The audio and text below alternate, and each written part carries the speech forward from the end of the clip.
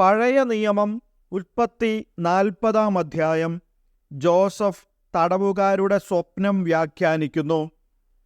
കുറച്ചുനാൾ കഴിഞ്ഞ് ഈജിപ്തിലെ രാജാവിൻ്റെ പാനപാത്രവാഹകനും പാചകനും തങ്ങളുടെ യജമാനനായ രാജാവിനെതിരെ തെറ്റു ചെയ്തു.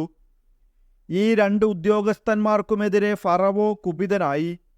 അവൻ അവരെ കാവൽപ്പട നായകൻ്റെ വീട്ടിലുള്ള തടവറയിലടച്ചു. ജോസഫും അവിടെയാണ് കഴിഞ്ഞിരുന്നത്. കാവൽപ്പട നായകൻ അവരെ ജോസഫിനു ഭരമേൽപ്പിച്ചു.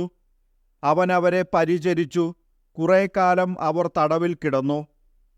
തടവറയിൽ കിടന്നിരുന്ന അവരിരുവർക്കും ഈജിപ്തിലെ രാജാവിൻ്റെ പാനപാത്രവാഹകനും പാചകനും ഒരു രാത്രിയിൽ വേറെ വേറെ അർത്ഥമുള്ള സ്വപ്നമുണ്ടായി. ജോസഫ് രാവിലെ അവരുടെ അടുക്കൽ ചെന്നപ്പോൾ അവർ വിഷാദിച്ചിരിക്കുന്നത് കണ്ടു. തൻ്റെ യജമാനൻ്റെ വീട്ടിലെ തടവറയിൽ തന്നോടൊത്തു കഴിയുന്ന ആ ഉദ്യോഗസ്ഥന്മാരോട് അവൻ ചോദിച്ചു, നിങ്ങളുടെ മുഖത്ത് എന്താണ് ഇന്നൊരു വിഷാദം? അവർ പറഞ്ഞു, ഞങ്ങൾ രണ്ടുപേരും സ്വപ്നം കണ്ടു, അവയെ വ്യാഖ്യാനിക്കാൻ ആരുമില്ല. ജോസഫ് പറഞ്ഞു, വ്യാഖ്യാനം ദൈവത്തിൻ്റേതല്ലേ, സ്വപ്നമെന്തെന്നു പറയൂ.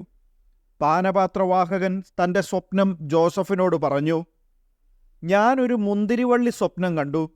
അതിൽ 3 ശാഖകളുണ്ടായിരുന്നു. അത് മൊട്ടിട്ട ഉടനെ പുഷ്പിച്ച കുലകളിൽ മുന്തിരിപ്പഴങ്ങൾ പാകമായി. ഫറവോയുടെ പാനപാത്രം എൻ്റെ കയ്യിലുണ്ടായിരുന്നു.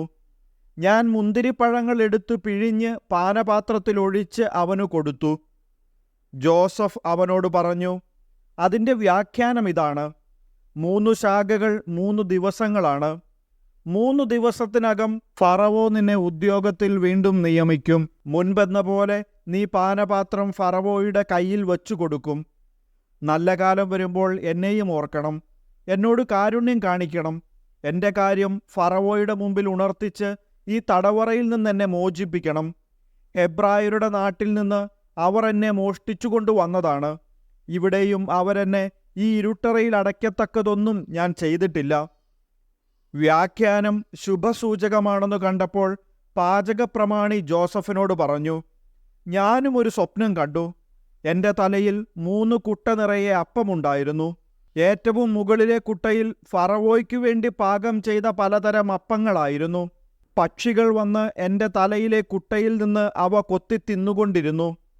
ജോസഫ് പറഞ്ഞു, അതിൻ്റെ വ്യാഖ്യാനം ഇതാണ്. 3 കുട്ടകൾ 3 ദിവസം തന്നെ. 3 ദിവസത്തിനകം ഫറവോ നിന്നെ പുറത്തിറക്കി മരത്തിൽ കെട്ടിത്തൂക്കും. പക്ഷികൾ നിന്റെ മാംസം തിന്നുകയും ചെയ്യും. 3-ാം ദിവസം ഫറവോയുടെ പിറന്നാളായിരുന്നു. തൻ്റെ വേലക്കാർക്ക് അവനൊരു വിരുന്നൊരുക്കി. പാനപാത്രവാഹകനെയും പാചകപ്രമാണിയെയും പുറത്തു കൊണ്ടുവന്ന് വിധി കൽപ്പിച്ചു. പാനപാത്രവാഹകനെ ഉദ്യോഗത്തിൽ തിരികെ നിയമിച്ചു. അവൻ പാനപാത്രം ഫറവോയുടെ കയ്യിൽ കൊടുത്തു. എന്നാൽ പാചകപ്രമാണിയെ അവൻ തൂക്കിക്കൊന്നു. ജോസഫ് വ്യാഖ്യാനിച്ചതുപോലെ തന്നെ സംഭവിച്ചു. എന്നാൽ പാനപാത്രവാഹകൻ ജോസഫിനെ ഓർമ്മിച്ചില്ല, അവനെ മറന്നുകളഞ്ഞു.